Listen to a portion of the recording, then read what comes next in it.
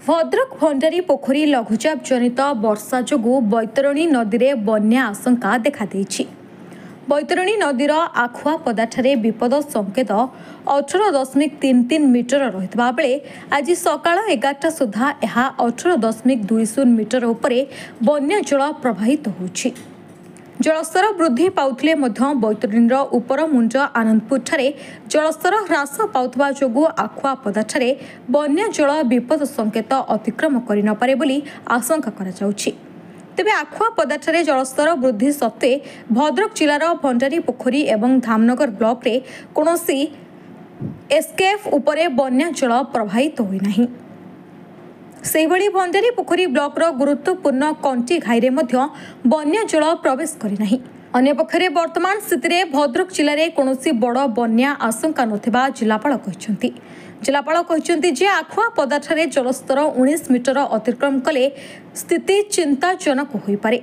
तेबे आखुआ पदाठारे बन्या परिस्थिति अनुधान पई पहुंचीछंती भंडारी पोखरी विधायक संजीव मल्लिक। से कहिसंती जे गतकाली आनंदपुर ब्यारेज पानी छाड़ुथबा खबर पाई आमे भयभीत होइथिलु, कारण आखुआ पदाठारे बैतरणी जलस्तर वृद्धि पाइले भंडारी पोखरी ब्लॉकर सोलमपुर बाली पोखरी बंधाल कोरीगां एवं झुटुणा प्रभृति पंचायत सहित कंठी एसके प्रभावित हो पारे।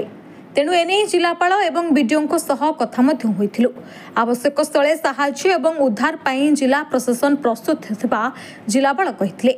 तेबे एबे जलस्तर स्थिर रहिछि, आगकू पानी मध्य कमिबा संभावना रहिछि। तेणु एने आतंकित हेबार आवश्यकता नाही बोली विधायक संजीव मल्लिक कहिसंती।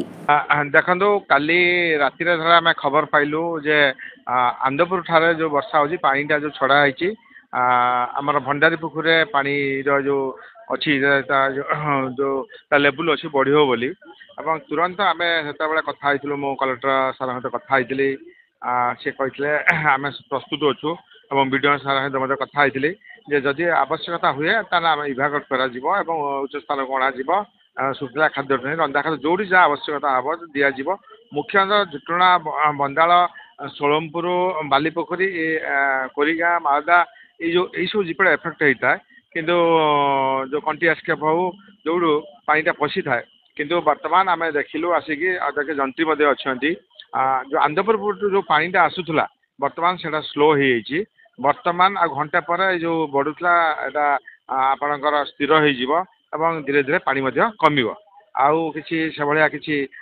डेंजर ना जहाँ अध्यक्ष जंत्री कहते तथापि आम स्थिति पूरा सजग अच्छु एवं आमर समस्त नेतृत्व आसी सब पंचायत लीडर अच्छा चेयरमैन अच्छा तुरंत जदि कौटी किसी है तुरंत युद्धकालीन भितर समस्त लोक आम इवाकट करने सहित सरकार बीडीओ कलेक्टर कथा केमी खाद्य दि जाए समस्त सजग अच्छा भगवान दयारू बर्तमान स्थिति ना एवं पानी धीरे धीरे कमिज बोली अध्यक्ष जंत्री कहते बाकी डिटेल्स आप अध्यक्ष जंत्री नहीं पारे डिटेल्स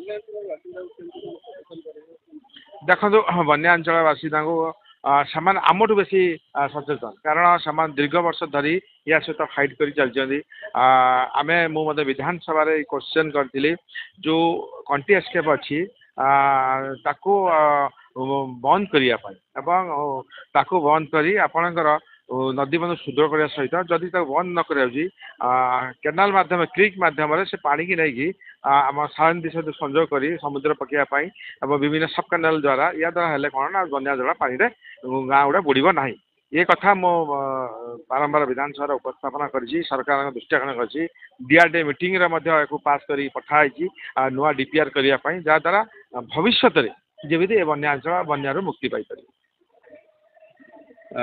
शरद चंद्र गढ़ी एशिया खबदा इरिगेशन डिविजन एबे आमर ये 18.20 अच्छी लेवल अच्छी जेहेतु आमदापुर रे कमिला धीरे धीरे तेणु आम एक्सपेक्ट कर नेक्स्ट 1 आवर पर धीरे धीरे आमर कमिब ये आ सिचुएसन अंडर कंट्रोल कौन सी एस्केप रे पानी उठिनी कि उठार संभावना ना तेणु से भाया किसी पैनिकिंग सिचुएसन ना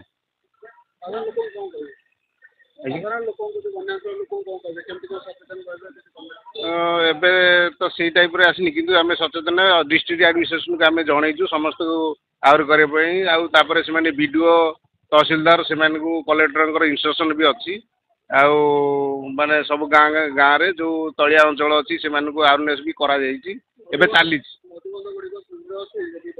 ନଦୀବନ୍ଧ ଆମର ସୁଦୃଢ଼ ଅଛି। ଆଉ ଯଦି ବି କିଛି କୌଣସି ପ୍ରକାର ଆକ୍ସିଡେଣ୍ଟାଲ କିଛି ପ୍ରୋବ୍ଲେମ ହୁଏ ଆମେ ତା ପାଇଁ ବି ସଜାଗ ଅଛୁ। ଆଉ ନେସେସରି ଆମର ବଲ୍ଲା କି ବାଉଁଶ କି ଆମର ସିମେଣ୍ଟ ବ୍ୟାଗ ଏସବୁ ଅଛି। ନାଁଟା ହେଉଛି ଶରତ ଚନ୍ଦ୍ର ଜେନା, ଆମ ଘରଟା ଏଇ ଆଖପଦାରେ। ଯେତିକି ବନ୍ୟା ହେଇଛି ସେଟା ବିଶେଷ ଆନ୍ଦପୁରରେ ପାଣି କମିଗଲାଣି ଏବଂ ଏଇଟା ପ୍ରାୟ କନଷ୍ଟାଣ୍ଟ ହେଇ ଆସିଲାଣି। ତେଣୁ ବର୍ତ୍ତମାନ ନଦୀବନ୍ଧ ଭଲ ସୁରକ୍ଷିତ ଭାବରେ ଅଛି, କିଛି ବିଶେଷ ଅସୁବିଧା ନାହିଁ। ତାପରେ ବାଲିପୋଖରୀ ଇସ୍କାତର କାମ 2-4 ବର୍ଷ ପୂର୍ବରୁ ହେଇଥିଲା, ଯେଉଁଟା ପାଣି ସେ ବାଟରେ ପାସ୍ କରୁନାହିଁ। ଆମର କୌଣସି ଏପଟରେ ଆପଣ କଣ୍ଟିଘାଇ କୁହନ୍ତୁ, ବାଲିପୋଖରୀ କୁହନ୍ତୁ, ପାଣି ପଶିନାହିଁ। କେବଳ ଆମ ପଞ୍ଚାୟତ ସମିତି ଭିତରେ ଝୁଟୁଣା, ବାବଲପୁର, ଦାଦେଶ୍ୱର ଏଇ ଗାଁ ଗୁଡ଼ିକ ନଦୀ ଗର୍ଭରେ ଅଛି ଏବଂ ଏଇ ଗୁଡ଼ିକ କେବଳ କ୍ଷତି ହେଉଛି। ହଁ, ଏସି ତ କାଲିଠୁ ଅଛନ୍ତି, ଏସି ଅଛନ୍ତି, ଆମ ଏକ୍ଜିକ୍ୟୁଟିଭ୍ ଇଞ୍ଜିନିୟର ଅଛନ୍ତି, ଏସ୍ଡିଓ ଅଛନ୍ତି, ସେମାନେ ତଦାରଖ କରୁଛନ୍ତି। କିନ୍ତୁ ବିଡ଼ିଓ କିମ୍ବା ତହସିଲଦାର ଏମାନେ କେହି ଆସିନାହାନ୍ତି, କିନ୍ତୁ ଏମାନେ ଅଛନ୍ତି ଯେ ଜଳ ସମ୍ପଦ ବିଭାଗର ଅଫିସର ମାନେ ପ୍ରାୟ କାଲିଠୁ ଅଛନ୍ତି। ବିଶେଷ କିଛି ନାହିଁ। ଯେ ଆମର ମାଳଦା, ଷୋଳମପୁର ଏଇଟା ଯେଉଁ ତଳ ଅଞ୍ଚଳ ସେଇଟା ବନ୍ୟା, ଆଉ ଟିକେ ବଡ଼ ବନ୍ୟା ହେଲେ ଏଇଟା କ୍ଷତି ହେବ। ଆପଣଙ୍କ ମାଧ୍ୟମରେ ମୁଁ ଆଉ ଗୋଟିଏ କଥା କହିବାକୁ ଚାହୁଁଛି, MLଙ୍କୁ ଆମେ ଅନୁରୋଧ କରିଥିଲୁ, ଏଠି ଏସି ଅଛନ୍ତି ଡ୍ରେନେଜର, ଯେଉଁଟାକି ଆମର ଏଇ ନଦୀବନ୍ଧଟା ହେଲା ଦୀର୍ଘ ଦିନ ହେଲା ନଦୀବନ୍ଧ ଆପଣଙ୍କର ବନସ୍ତା ମେରଡ଼ା ଠାରୁ ସେଟା ସଫା ହେଉନାହିଁ। ଯେଉଁଭଳି ଗାଁ ଭିତରେ ମାନେ ପାଣି ପଶିକି ସେ ଯେମିତି କୃତ୍ରିମ ବନ୍ୟା, ଗାଁ ଭିତରେ ବି ଯିବା ଆସିବା କରିହେଉନି। ତେଣୁ ଆପଣଙ୍କ ମାଧ୍ୟମରେ ମୁଁ ଏଇଟା ଡ୍ରେନେଜ୍ ବା ଆମ ପ୍ରଶାସନ ଅଧିକାରୀଙ୍କୁ ଜଣାଇବାକୁ ଚାହୁଁଛି ଯେ ଏଇଟା ଶୀଘ୍ର କରାଯାଉ। ଭଦ୍ରକରୁ କମଳାକାନ୍ତ ପରିଡ଼ାଙ୍କ ରିପୋର୍ଟ, ସଂସ୍କାର ଓଡ଼ିଶା ଲାଇଭ୍।